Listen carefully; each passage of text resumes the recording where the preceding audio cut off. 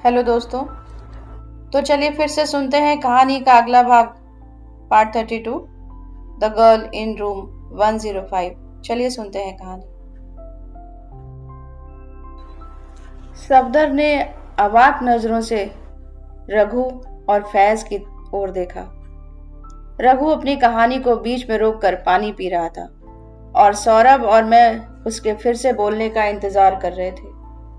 वो एक सांस में पूरी बोतल पी गया और फिर बोला, मैं जानता हूं कि अभी आप सब लोग बहुत इमोशनल हैं, लेकिन अगर आप लॉजिकली सोचें और मेरी जगह खुद को रख कर देखें तो आप पाएंगे कि मेरे पास कोई और ऑप्शन नहीं रह गया था। सभी स्तब्ध थे और रघु की ओर देख रहे थे।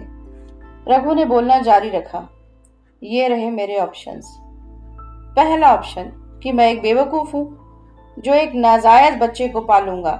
दूसरा ऑप्शन कि मैं उसके साथ ब्रेकअप कर लूं और उससे अलग हो जाने के दर्द को सहूं, जबकि वो अपने आशिक और मेरी आधी कंपनी लेकर चली जाए।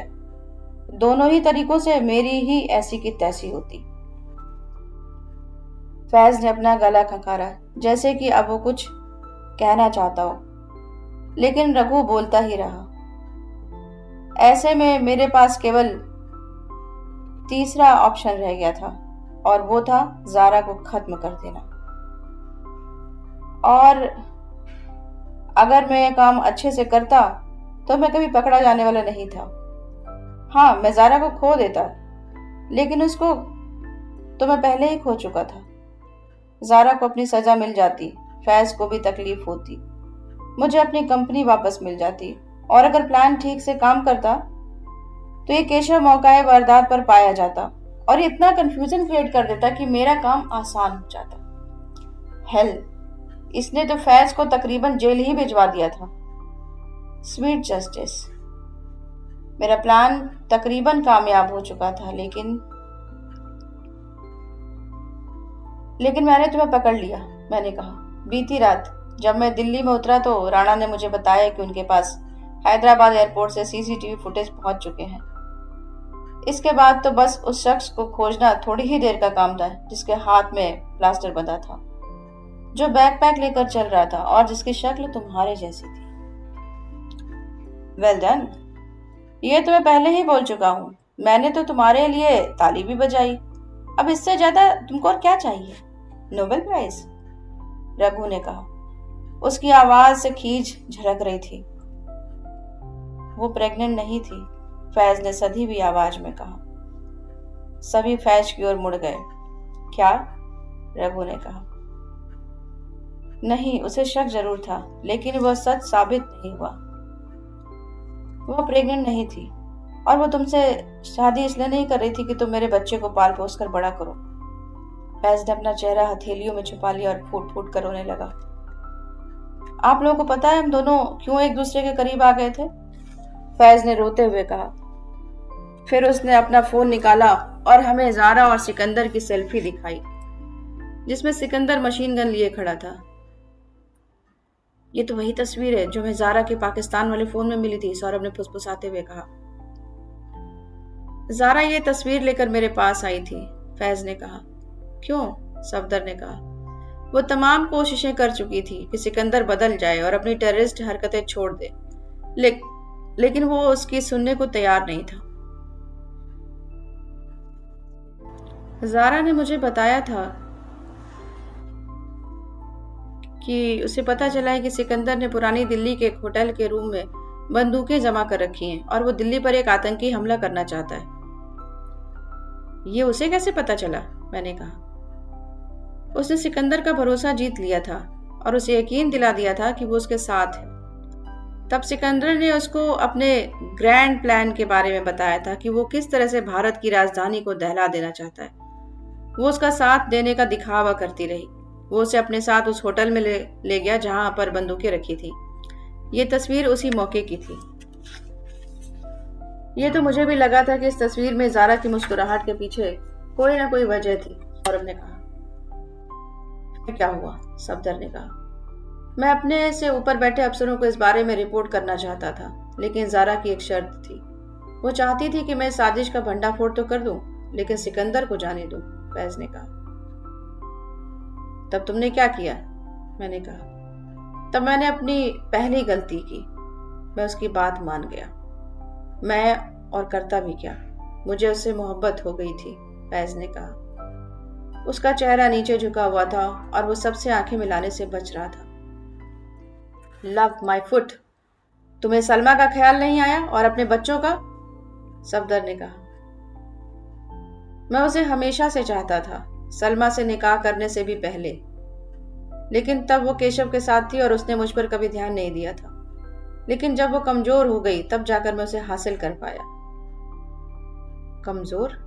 मैंने कहा। तुम दोनों का ब्रेकअप हो गया था और इसके बावजूद तुम शराब पीकर उसे फोन लगाते और परेशान करते थे। वो रघु को एक स्थायी साथी के रूप में चुन चुकी थी, क्योंकि उसे अपने जीवन में एक ठहराव चाहिए था। लेकिन कभी कभी उसे अपनी जिंदगी में एक रोमांच की कमी भी खलती थी। उसे वो मुझसे मिला और वो मेरी हो गई, केवल कुछ समय के लिए। तुमने जो किया वो निहायत ही शर्मनाक था, सफदर ने कहा। फैज ने कोई जवाब नहीं दिया। तुम सिकंदर और उसकी बंदूकों वाली बात जो कर रहे थे वो पूरी बताओ, मैंने कहा।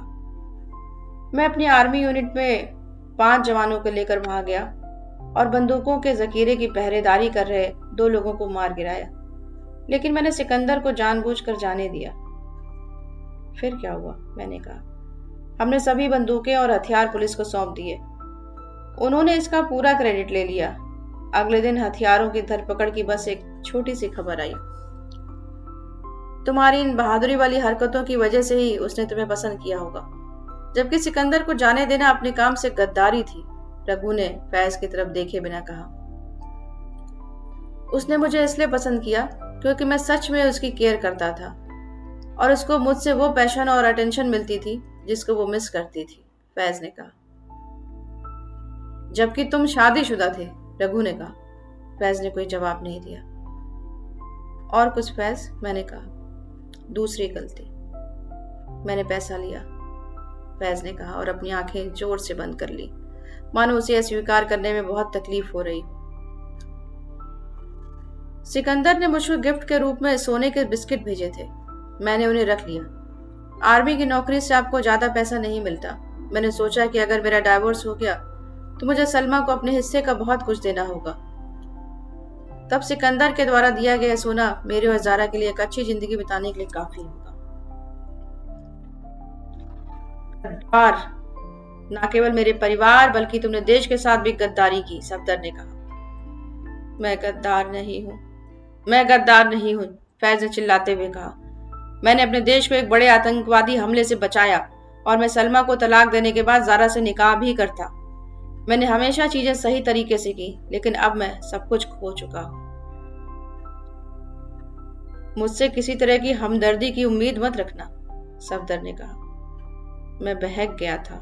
मैं वो सारे सोने के बिस्किट पुलिस को दे दूंगा, फैज ने कहा। सौरभ ने अपना बैकपैक खोला और उसमें से सोने के बिस्किट से भरा प्लास्टिक बैग निकाला। तुम इनकी बात कर रहे हो ना? सौरभ ने कहा। What the? फैज का गुलाबी चेहरा अनार की तरह लाल हो गया। ये एक लंबी कहानी है, मैंने कहा, लेकिन तुम्हें किसी को बिस्किट सरेंडर नहीं करने होंगे। हम इसका ख्याल रखेंगे कि ये तुम्हारे आर्मी सीनियर्स तक पहुंच जाए। लेकिन फैज बोल रहा था, लेकिन रघु ने उसे बीच में ही टोक दिया। तुमने उसका इस्तेमाल किया। वो अपने भाई को लेकर कमजोर पड़ गई थी और तुमने उसकी इसी कमजोरी का इस्तेमाल किया, रघु ने कहा। नहीं, ज़ारा और मेरे बीच कुछ खास था। ज़ारा मुझे चाहती थी, तुम्हें नहीं, रघु ने कहा। तुम्हारे पास तो उसके लिए समय ही नहीं था। तुमने उसके लिए एक कंपनी जरूर बना दी थी, लेकिन उसे अपना समय कभी नहीं दे पाए, फैज ने कहा। मैंने जो कंपनी बनाई वो हम दोनों के लिए थी। उसे इस बात को समझना चाहिए था, रघु ने कहा, लेकिन उसकी आवाज ठहर गई। वो अच्छी तरह समझती थी और इसलिए ही उसने अपने किए पर शर्मिंदगी थी, फैज ने कहा।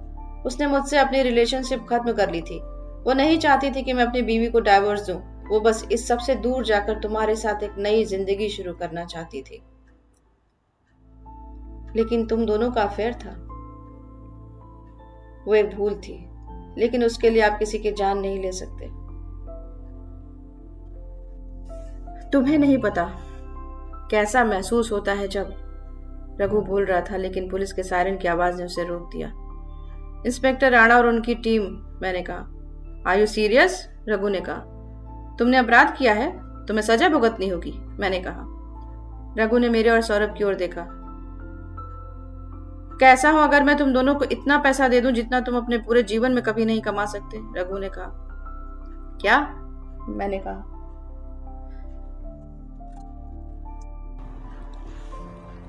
तुम्हें बस पुलिस के सामने फैज का नाम लेना होगा, वो इसी लायक है, उसे जेल में सड़ने दो। फैज गुस्से से उठ खड़ा हुआ। $10 मिलियन, 5 तुम्हारे दोस्त के लिए भी, बोलो है मंजूर? रघु ने मुझसे कहा। उसका चेहरा बहुत गंभीर था। मैं रघु के पास गया और उसका कॉलर पकड़ लिया। तो जारा, मुझे छोड़कर तुम जैसे घटिया आदमी के पास गई थी, साले हरामजादे, मैंने कहा। तभी इंस्पेक्टर राणा 2 पुलिस वालों के साथ रूम में आए। क्या हो रहा है यहाँ पर? राणा ने कहा। इंस्पेक्टर साहब, मैंने कहा, वॉचमैन की जगह पर एक करोड़पति को ले जाने का समय आ गया है।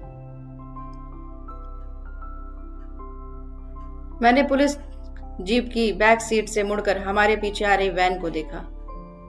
चिंता मत करो, अब वो यहां से भाग नहीं सकता, ऐसा केवल फिल्मों में होता है, राणा ने कहा। सौरभ और मैं इंस्पेक्टर की जिप्सी में थे और हम हौज खास पुलिस स्टेशन की ओर चले जा रहे थे। इंस्पेक्टर राणा आगे बैठे थे और उनके चेहरे पर मुस्कान थी। केशव, राणा ने कहा। जी सर। तुम लोग कमाल हो, तुमने हार नहीं मानी, वेल डन। थैंक्स सर, मैंने कहा। सौरभ और राणा दोनों मुस्कुरा दिए। ट्रैफिक नहीं, आप तेज चला सकते हैं, मैंने ड्राइवर से कहा। इट्स ओके, मैंने ही उसे धीरे चलाने को बोला है, राणा ने कहा। क्यों? राणा ने रियर व्यू मिरर में हमें देखते हुए आंख मारी। मीडिया को भी तो आने का समय देना चाहिए। ऑफ कोर्स, सौरभ ने कहा। कल सुबह राणा दिल्ली का स्टार कॉप होगा। आखिर ऐसा कौन सा दूसरा इंस्पेक्टर हो सकता है जिसमें इतने गट्स हो कि एक वॉचमैन को छोड़कर एक मल्टी मिलेनियर को जेल में ठूंस दे? मैं डबल प्रमोशन के बारे में सोच रहा हूँ, राणा ने कहा। ट्रिपल क्यों नहीं? सौरभ ने कहा। क्या? राणा ने कहा, इससे पहले कि वह सौरभ का कटाक्ष समझ पाते। उनका फोन बज उठा। दिल्ली पुलिस के पीआर डिपार्टमेंट ने उन्हें कॉल करके बताया था कि पूरी दिल्ली का मीडिया जल्द ही पुलिस स्टेशन पहुंच रहा है। जब राणा फोन पर बात कर रहा था तब मैं खिड़की से बाहर पूरे चांद को देख रहा था। भाई, सौरभ ने कहा। हाँ, मैंने कहा। कांग्रेट्स। हाँ, तुमको भी, मैंने धीमी आवाज में कहा। तुम खुश हो? हाँ, मैं हूं।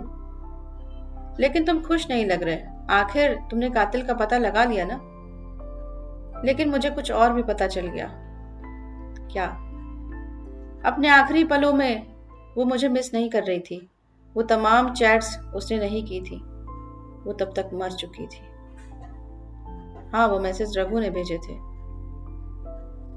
काश कि मुझे ये सच कभी पता नहीं चलता। आंसू की एक बूंद मेरे गालों से फिसल कर नीचे गिर पड़ी, जबकि मैं खिड़की के बाहर झुककर उसे छुपाने की कोशिश कर रहा था।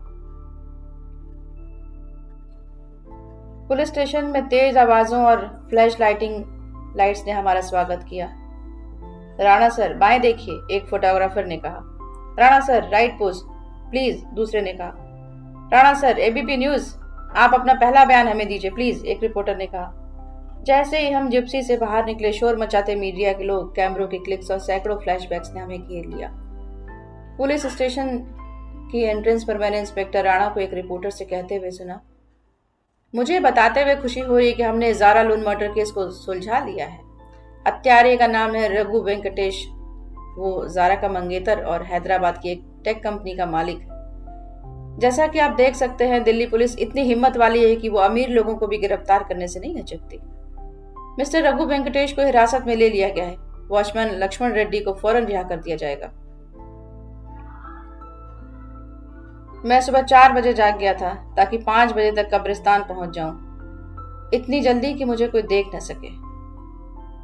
मैंने जारा की कब्र पर सफेद गुलाब रखा जो कि उसे बहुत पसंद था। मुझे नहीं मालूम तुम्हारे लिए मैं क्या था, लेकिन तुम मेरे लिए बहुत मायने रखती थी, मैंने कहा और घुटनों के बल बैठ गया।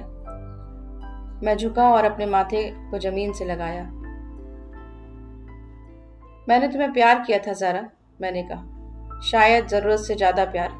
शुक्रिया मुझे यह बताने के लिए कि प्यार क्या होता है, और यह सीख देने के लिए भी कि कभी किसी को भी इतना प्यार नहीं करना चाहिए। मैं वहां से जाने के लिए उठ खड़ा हुआ। गुड बाय ज़ारा, मैं अपना प्यार यहीं खत्म कर रहा हूँ। 3 महीने बाद। थोड़ा सा ऊपर, मैंने कहा। कारपेंटर और उसके असिस्टेंट ने शॉप पर लगे साइन बोर्ड को 6 इंच और उठा दिया। मैंने जोर से उसका नाम पढ़ा, जेड डिटेक्टिव्स। हमारी इस नई एजेंसी का नाम सौरभ ने ही सुझाया था। हमने मालवीय नगर में एक छोटी सी 100 फीट की दुकान रेंट पर ली थी। हमने अपना एक वेब पेज और सोशल मीडिया अकाउंट भी बना लिया था। मुझे बताओ कि इस नाम के पीछे क्या लॉजिक है? मैंने हमारी एजेंसी की 2 वुडन चेयर्स में से एक पर बैठते हुए कहा। जेड अल्फाबेट का आखिरी अक्षर होता है ना, द अल्टीमेट वन। जैसे कि वीवीआईपी लोगों को जेड क्लास की सिक्योरिटी दी जाती है, जो अल्टीमेट होती है। फिर यह सुनने में भी कूल लगता है, सौरभ ने कहा। तो क्या इसलिए ही तुमने इसका नाम जेड रखा है? मैंने थ्योरी चढ़ाते हुए कहा। अब डिटेक्टिव तो तुम भी हो, तो तुम्हें पता कर लो, सौरभ ने कहा। मैं मुस्कुरा दिया। उसने तुम्हारे साथ जो किया उसके लिए मैंने उसे कभी पसंद नहीं किया था, लेकिन बाद में मुझे समझ आ गया कि आखिर वो भी एक इंसान ही थी। फिर उसी के कारण तो हम आज इस नई राह पर चल पाए हैं। वो एक छोटा सा ट्रिब्यूट तो डिजर्व करती है, सौरभ ने कहा। थैंक यू, मैंने कहा और सौरभ के बाल बिखरा दिए। और हम बिना मिठाइयों के कोई दुकान कैसे खोल सकते हैं? वेट, मैं उस नई मिठाई की दुकान वाले को फोन लगा रहा हूँ। तुम्हें एक बार उसकी जलेबियां ट्राई करनी चाहिए। तो तुम लोगों ने एक डिटेक्टिव एजेंसी भी खोली है? साइबर सेक के सीनियर वीपी कॉल जोन्स ने मुझसे पूछा। मैं गुड़गांव में उनके ऑफिस में बैठा था, जिसकी खिड़की से मेट्रो ट्रैक का एक मटमैला सा नजारा दिखता था। हाँ, मैंने अपने दोस्त सौरभ के साथ एक एजेंसी खोली है। हमने ज़ारा लोन केस को सुलझाने में पुलिस की मदद की थी। फिर यह हमारी हॉबी भी है। हमने ज़ारा केस के बारे में सुना था, वो आईआईटी वाली लड़की, राइट? एनीवे, हम एक साइबर सिक्योरिटी फर्म है और इन्वेस्टिगेशन स्किल्स से हमें मदद ही मिलती है। हमने इन्वेस्टिगेशन का वैसा कोई औपचारिक प्रशिक्षण नहीं लिया है। तो फिर इस केस को सुलझाने में तुम्हारी सबसे ज्यादा मदद किस चीज ने की? केवल एक जिज्ञासु और खुला दिमाग। हमने पहले से कोई धारणाएं नहीं बना रखी थी और हम हार मानने को तैयार नहीं थे। केवल इन गुणों की मदद से ही आप बहुत दूर तक जा सकते हैं, केवल एक केस ही नहीं बल्कि जिंदगी में भी। शुक्रिया सर, मैं भी यही समझ रहा हूँ। फिर भी मैं तुम्हारी सोचने की प्रक्रिया को समझना चाहता हूँ। मुझे बताओ कि तुमने इस केस को सॉल्व करने के लिए एग्जैक्टली क्या किया था? हाँ, चंदन ने कहा। सौरभ और मैं उसके ऑफिस में बैठे थे। वो अपनी डेस्क पर अकाउंट शीट चेक कर रहा था। हमें आपसे बात करनी है, सौरभ ने कहा। मेरे पास समय नहीं है। और तुम लोग यहाँ पर क्या कर रहे हो? जाओ जाकर अपनी क्लासेस लो। हम यह जॉब छोड़ रहे हैं, मैंने कहा। हमें एक बड़ा ऑफर मिला है, एक लीडिंग साइबर सिक्योरिटी फर्म की तरफ से, और हम पेशेवर डिटेक्टिव के रूप में भी केस सॉल्व करने का काम करेंगे। क्या? चंदन ने कहा। उसका मुंह खुला का खुला रह गया था और उसमें से गुटके को साफ देखा जा सकता था। और तुम एक डिस्गस्टिंग आदमी हो, निहायत ही घटिया, सौरभ ने कहा और उठ खड़ा हुआ। उसका यह मतलब नहीं था, मैंने कहा और मैं भी उठ गया। ऑफ कोर्स, मेरा ठीक वही मतलब था, सौरभ ने कहा। ओके, हो सकता है उसका वही मतलब हो। बाय चंदन, मैंने कहा। वो देर रात थी और हम अपने बेडरूम में बैठे थे। सौरभ अपने फोन पर था। हमने अभी अभी एक 6 पैक डिनर फिनिश किया था और इसका फिटनेस से कोई सरोकार नहीं था। वास्तव में मैगी नूडल्स के 6 पैकेट को हम 6 पैक कहते थे। सौरभ ने फोन से मुंह उठाकर मुझे देखा और एक चौड़ी मुस्कुराहट के साथ मुस्कुरा दिया। इतने खुश क्यों हो? टिंडर पर नया मैच मिला है। लड़की असली है क्या? हाँ, सॉफ्टवेयर इंजीनियर है और उसे यह बात पसंद आई है कि हम डिटेक्टिव्स हैं। हम मैंने उसे तुम्हारे बारे में भी बताया था। और हम 1 घंटे में हौज खास विलेज में ड्रिंक्स के लिए मिल रहे हैं। वो अपने साथ अपनी बेस्ट फ्रेंड को भी लेकर आ रही है। तो हो जाओ तैयार मिस्टर डिटेक्टिव।